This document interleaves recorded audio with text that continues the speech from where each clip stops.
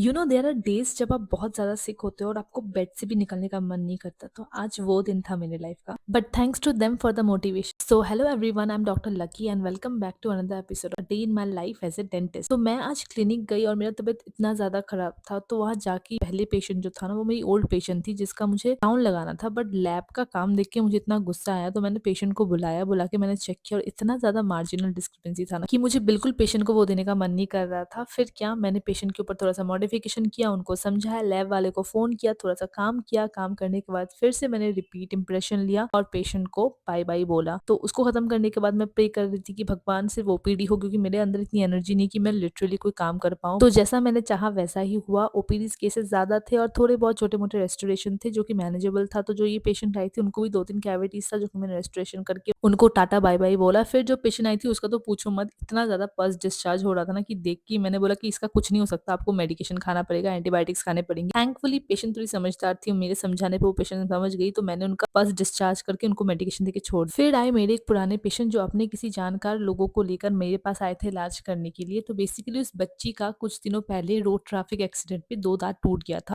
और उनको किसी डेंटिस्ट ने बोला है कि इसका इलाज यहाँ नहीं हो सकता, उनको गुवाहाटी जाना पड़ेगा जो कि यहाँ से 2-3 घंटा है। तो पहले तो मैं पेशेंट को बिठा के मैंने ये चेक किया कि उनको कोई पेन, कोई मोबिलिटी वगैरह है कि नहीं। तो मैंने देखा कि मोबिलिटी बहुत माइल्ड था और पेन भी नहीं है, उन्होंने मेडिकेशन ले लिया था टाइम पे। तो फिर मैंने सोचा कि पहले रेस्टोरेशन करते हैं, फिर देखी जाएगी, अगर ज़रूरत पड़े तो स्प्लिंटिंग करेंगे। एंड आफ्टर द ट्रीटमेंट इस बच्ची के मुँह में जो स्माइल थी ना, ये तो देखने लायक थी। आप लिटरली देख सकते हो वो कितनी खुश है। She got her confidence back. But after all that my body just give up. मेरे से नहीं हो रहा था, बट मैं गिव अप नहीं कर सकती थी क्योंकि मेरे पास और एक पेशेंट आए थे जो कि मेरी पुरानी पेशेंट ही थी। तो उनका एक रेस्टोरेशन बाकी था। But while preparing the cavity I realize the cavity is so deep कि it will either go for RCT या तो मैं एक्सट्रैक्शन करना पड़ेगा if the patient is not willing for RCT. तो मैंने उनको अच्छे से एक्सप्लेन किया और मैंने उनको टाटा बाय बाय करके वाइंड अप किया आज का दिन। फिर जब मैं निकली तो मैंने रास्ते से अपने लिए कोकोनट वाटर लिया। एंड या दैट्स ऑल फॉर टुडे। मिलते हैं अपने अगले ब्लॉग में। एंड प्लीज मुझसे इंस्पायर होकर अपने बॉडी को इतना टॉर्चर मत कीजिए, क्योंकि मैं मजबूर हूँ पर आप नहीं।